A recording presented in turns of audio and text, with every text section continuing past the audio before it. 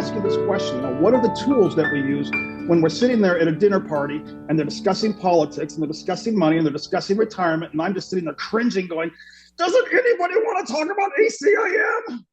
No, we have no interest in ACIM. We're going to sit here and we're just going to, watch you simmer while we discuss, politics and those are what my sales look like. My sales were full blown, the last year, and it's good. It's been good because I've been challenged over and over. Okay, I'll stop talking. It's your turn now. No, that's fine. I know what you mean. I mean, this is something I think we all run into. I've run into that when I started to become identified with my spiritual path, so to speak, and that might be and this is something that can be a real strong identity. And nations have gone to war over religion. I mean, many people have died, defending their religion or their belief system. Because the belief system is more than just a concept. It's a concept that we hold and identify with very deeply.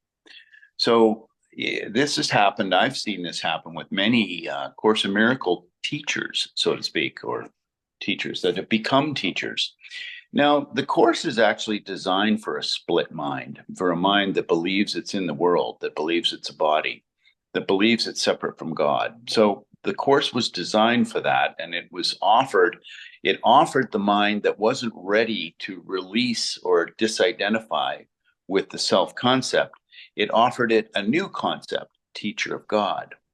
So it said, let's change the purpose of the dream. Now that you know who the dreamer is, let's substitute your goals for the ego identity, and we'll change the purpose into a purpose of healing, of peace, the purpose of peace, the one purpose of the Course. So, you have all these desires. We'll take all these desires and we'll make one desire, have one singular desire for peace. And now this becomes your purpose. The only problem that I see arising in that is you see a lot of teachers that become identified with the role of teacher. And so they've just developed a new ego. They might as well have become a businessman.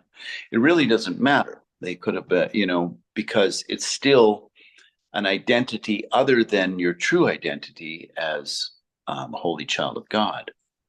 So we substitute that new identity as teacher of God, and that seems to have more weight or value. And when that is threatened, oh, well,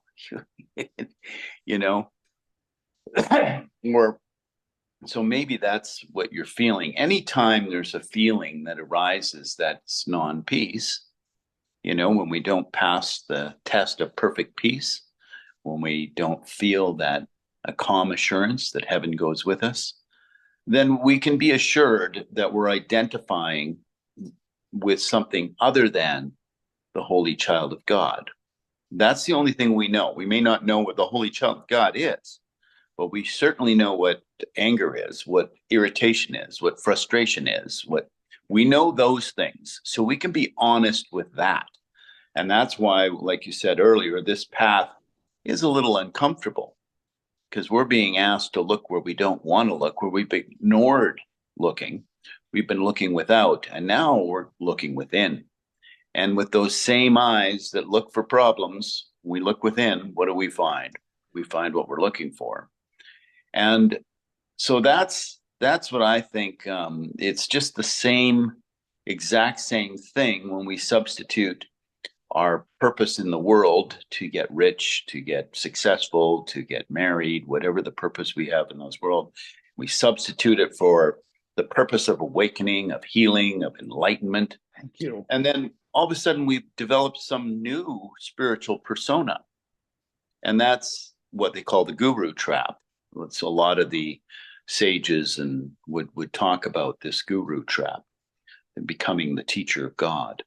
So we've seen this in the community now. There's all kinds of things that come up because some of these teachers of God respond to misguided miracle impulses. They'll channel Holy Spirit absolutely perfectly.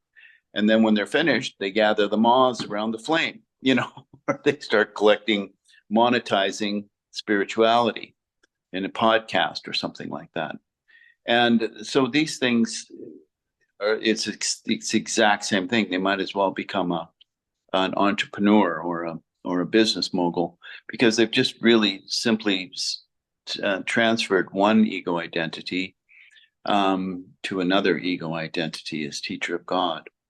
So that's something I think people should be aware of. And if you are feeling reactions when someone, questions your faith or questions the Course in Miracles or questions your purpose, then you can recognize that the reason is the same reason it's always been, is because you have a new identity, and there is no concept that can stand for the truth of what you really are.